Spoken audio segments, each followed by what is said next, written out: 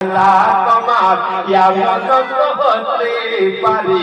জোহরে জানাজা আমার ইয়ামত হতে পারি জোহরে জানাজা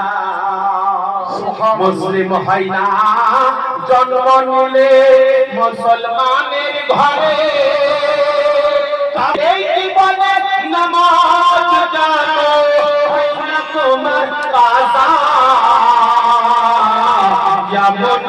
হতে পারি জোহরে জানাজা তোমার ইয়ামত হতে পারি জোহরে জানাজা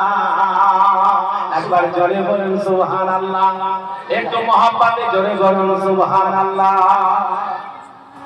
বেনামাজির লাশ কবরে রাখিবে যখন যারা বেনামাজি হবে তাদের লাশ যখন কবরে রাখা হবে তাদেরকে এমনই একটা শাস্তি দিবে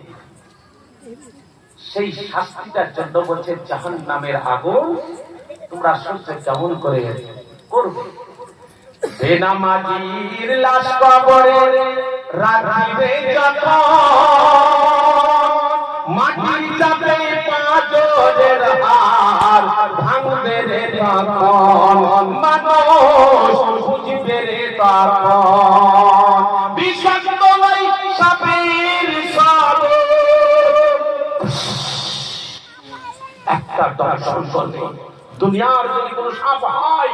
ওই তার জ্বালা যন্ত্রণা বন্ধ করে দিতে পারে বেঁচে দিতে পারে কিন্তু ব্রাদার আল্লাহর হুকুমে যখন আযাব ইলাহি আসবে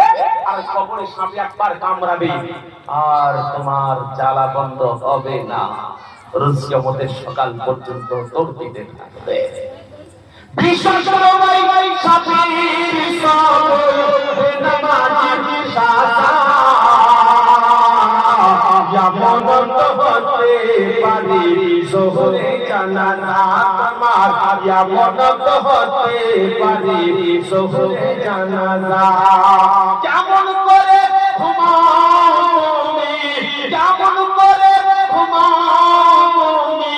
ফজরের কাজা ইয়ামত হতে পারি জোহরে জানাজা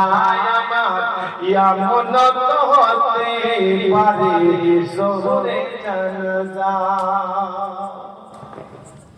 বেনামাজির লাশ কবরে